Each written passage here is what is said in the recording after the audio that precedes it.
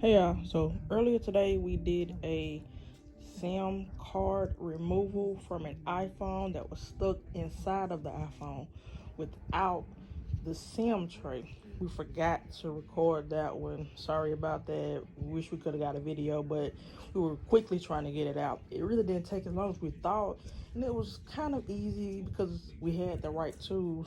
But right now, we're dealing with this iPad. It's completely dead. And when you plug it in, there's nothing. And actually, if you can see this, it doesn't go all the way in.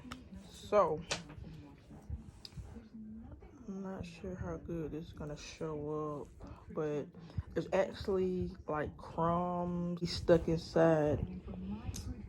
It's not gonna focus of this charger port. So we're gonna clean the charging port out, and then we're gonna come back and add that part to the video once we're done.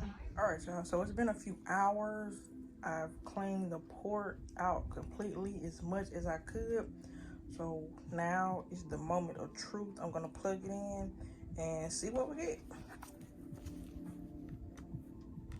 Kind of hard doing this with one hand, but go through the best we can.